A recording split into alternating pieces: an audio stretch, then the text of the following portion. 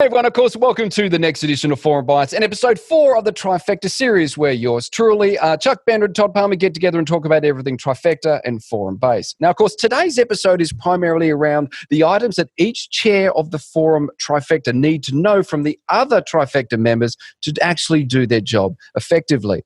It's one thing that the Trifecta needs to start at what they need from the other chairs to successfully implement whatever you're doing over the 12-month or longer period that you're spending on the board. So welcome, boys, to episode 4. We made it this far, and I think this topic is one of the most important ones. Now, of course, Chuck, let's move on to membership, mate. In your opinion, what do the membership or chairs need to know from the other two chairs, forum and integration, to do their role successfully? What do they need to know? Well, I think the most important thing that needs to be known for any membership chair is that there's a home for a potential new member.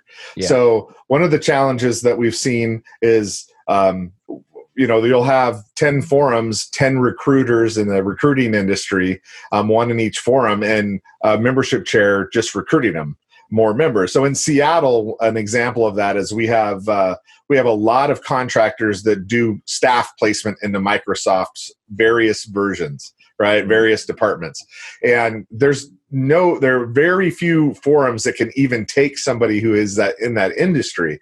So that's one of the areas that we clearly look for in Seattle. But that's what I need to know as a membership chair. I need to know, firstly, is there a place that I can place them? Secondly, I need to know what the expectations are for each forum. So I need to understand, if I have somebody coming in who isn't in a position, they have small children or some other situation where they can't travel and go far places for their forum retreats, I need to make sure that there's still a place for this person. So understanding what those expectations are from the forums and having that as part of my toolkit as a new membership chair or as a membership chair generally helps me to make the experience better for a new member when they come in. From the integration chair, I need to know what programs this member may be interested in. So I'm going to be asking lots of questions of the new member. I'm going to be learning what their passion is. I'm going to be learning what their goals are. And then I need to understand what's happening with our local learning calendar, what's happening globally, what's going on, what other programs exist, so I can help that new member find their way into the programs or learning opportunities that they get or that they're looking for. Mainly, I want to meet their expectations as much as possible. And the only way I can meet their expectations is to understand everybody else's expectations. So those are probably the 2 or 3 biggest things that a membership chair needs to know. And I think that gives us a pretty good starting place from a membership chair's perspective. Yeah, because it's funny though with the membership. It's also, I've found that understanding the process of forum and integration, how they're going to do it. So when you meet the new member and you say that you'll be placed in forum in X, whatever days it is, or how they're going to be placed, or how the integration is going to meet up with them, I think is important, because then, once again, as we said before in the previous episodes about setting expectations, I think it's important to know how the other chairs are going to do their roles. So when you meet the new member and you tell them something's going to happen, it does happen. That's from a membership role. Because normally, and tell me if I'm wrong, but normally, if it goes south, if the new member coming in and it goes south, it goes wrong somehow, the membership chair is the first person the new members met. They're the person that get the complaints. Because they're the person who's gotten to know them. What's your business? What are you looking for? The process. So to me, it's understanding the role. But Todd, have you got anything else to add for that one? Oh, I think that the biggest thing that all 3 members of the Trifecta need to do is over-communicate. It makes everybody's job so much more important. And like you said, if I'm a new member and Chuck was my membership liaison, the guide of my hero's journey into the chapter, and something goes upside down, I'm going to reach out to Chuck. Yeah. And I'm probably not going to be too happy to reach out to Chuck, or I'm going to call the president. And it just creates a whole mess where that there's the proper amount of communication. If the proper meeting rhythms are set and if the proper touch points are adhered to, a lot of that can be avoided. Which makes sense. Go, Chuck. The only thing I would add is the other things I'm looking for, to your point about a calendar, is there's a typical calendar for a new member. They get signed up. They go to their first event. So what's the next? What would their first event be? What's the welcome package? When am I going to integrate them? When's the integration meeting going to be where we're showing them everything? So I can start to block those things on their calendar. When is their forum training? All right. I want to know all of that. Big one. Yeah. I want to know all of those things so I can quickly and very reliably make sure they understand and block time and are mentally prepared with their calendar and their bodies to be where they need to be when they need to be in order to ensure their experience right out of the gate is solid. So that would be the only addition I'd add to that. The calendar definitely is extremely important. But leading on to forum, Todd, what does forum need to know from the other two chairs? It's kind of the opposite of the same coin Chuck just talked about. Is I'm a forum chair and I need to know what that member. If they're coming in from a blocked industry, I need to understand more. Are they really if it's a recruiter example, well, do they really recruit in the same thing? So on my forum, for example, I own a recruiting company. One of my best friend on the forum also owns a recruiting company, but we're completely separate industries, separate niches, so there is no conflict. And if it was just at a surface level, well, that forum is blocked, so that member can't come in. So it's a communication situation. So when our forum was looking for people, we were very open-minded because we knew we could navigate through some of those challenges. So for the forum member or the forum chairperson, they want to know what does a profile of the member look like? What are their likes? What are their dislikes? What are they seeking? I want to talk to the membership chair and find out what were they sold. What vibe did you get? Where are they at in their life cycle outside of business? If they're a young single person, do I want to place them onto a forum with people who have been in EO for 12 years and may be exiting soon? Or how do I want to approach that? So there's got to be a lot of strategy involved in how we talk about that. What is their financial situation like? For example, again, if you're in Detroit, we have a lot of accelerators moving from accelerator into the main chapter, but they're just crossing that threshold. They may not have some of the disposable income for a $20,000 retreat down on Richard Branson's island. So how do we create those fits that meet that need? And again, it comes back to the communication. Ultimately, as the forum chair, one of the biggest measures that I know I'm doing my job well is how many people are unplaced on my roster and how quickly can I get them properly placed? And if I can't get them properly placed, how do I then convey back to them that we're going to do a Kickstarter forum and we're going to launch that and they're going to get their forum experience? Because I think you guys know this just as well as anybody else. One of the biggest takeaway, if not the biggest takeaway value for most members is that forum experience. So how do we get that to them as quickly and as enjoyably as possible? And Matt, I love your point there about how the forum chair needs to actually understand truly the new member that's coming in from membership to actually then make an educated judgment on where to place them based on that. Not just industry, not just turnover. Did they turn up on time? What are their likes? What's their age group? What are they looking for from forum? And those things, because forum placement is a difficult art in itself. And I'm the first one to say it is an art. Okay, there's a process to it. I get that. But it's an art in placing people and understanding the forum's current, what they're looking for, and the new member, what they're looking for, and how they would meld together is important. But Chuck, you have anything else to add to that one, mate? No, I think you guys nailed it.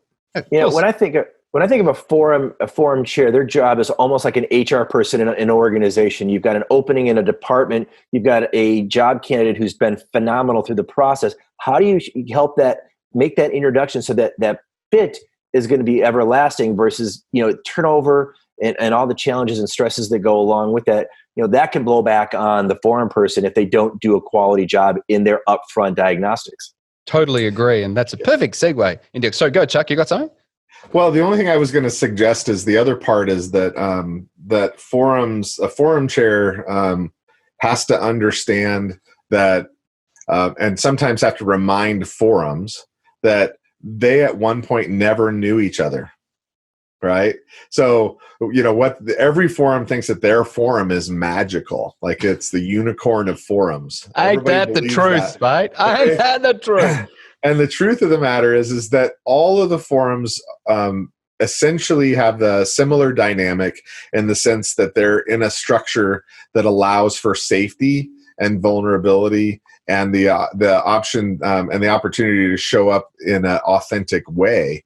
And any member who has that approach will probably do well in just about any forum other than logistics, right? So there's the logistics. So sometimes the forum chair really has to be able to get into the forums and remind them that their forum isn't a unicorn.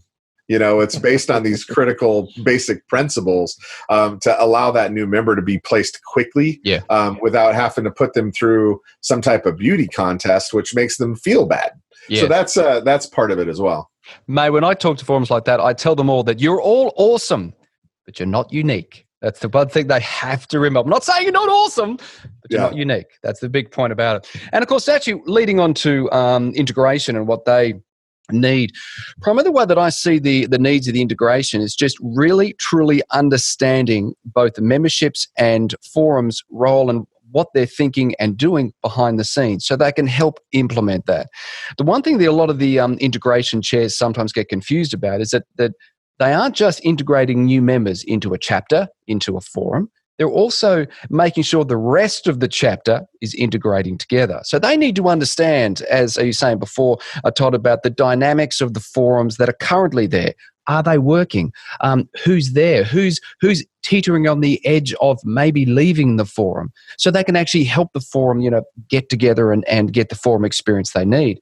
Yes, when a new member comes in, making sure the expectations are met, understanding what the membership chair has said. I know that a lot of membership chairs have not a contract, but some have called it a contract, but it's a letter of understanding, the expectations of the new member and the expectations of the chapter. I know a lot of integration chairs go through those, to make sure they understand and how they're doing it and those things. And the one thing as well is I believe the integration chairs truly need to know is when it is not working. From a forum when it's not working, from a new member when it's not working. Because the one thing is, as I said before, forum placement and membership is an art. It is not guaranteed. And the thing is that understanding when a placement goes wrong, I've made wrong placements. Getting in there and fixing it yourself is absolutely critical, and doing that first, because if you don't, the wrong placement or the wrong forum can literally have you lose the whole forum, not just lose a new member. So understanding those processes going forward, as well as regular meetings, is primarily what I would recommend. I know you put that up there before about understanding how each other works. I know some do quarterly, some do monthly meetings. To me, monthly is the way to go. So you get to chinwag about how forums are going, what they're doing, health checks, those type of things makes it important. So the integration chair is the meat and the sandwich, but I do believe at this stage they're one of the most important because they make sure that both the forum and the membership chairs get the information they need, as long as they had the information first to make a judgment call. That's all of those things. So anything else to add, boys? Yeah, I would say that I think of an integration chair as the retention chair for your chapter. Good point. Right. So what are the leading indicators? They're the keeper of the indicators. What's the leading indicator that someone's working? Who's looking at whether someone's attending events or not? Who's the person looking at whether people are placed in a forum or not? Who's the person who's looking for members who started strong and are just kind of disappearing? Who's that point of contact? And to me, that is the integration chair. That's the person who is literally the person with a finger on the pulse from each member through some form of dashboard that they're reaching out and making touch points to people as they start to drift away. Shepherd, for lack of a better word, of the flock. Yeah. So to your point, Chuck, I think it's really what I've seen in a lot of chapters is the integration person is often the only person who's connecting with tenured members too. So they're able to keep that pulse like you talked about. And especially if there's a tenured member who's possibly going to be leaving, there might even be a proactive opportunity to place someone on a forum as someone's potentially transitioning out of the chapter for all the right reasons because they're retiring. So the integration is just it's not only the meat in the sandwich, it's kind of the glue that holds it all together. I certainly see them as a three-legged stool. Works beautifully when they're all together and solid. If one doesn't work or two doesn't work, it's an absolute nightmare. Now, as always, thank you everyone for listening and watching. If you've got any questions whatsoever, you know what to do. Just leave it a comment section or drop us a line. If you haven't subscribed already, you know what to do. Hit the subscribe button on YouTube or, of course, on the podcast, wherever you're consuming this content. And as always, all of us will see you soon in the next episode.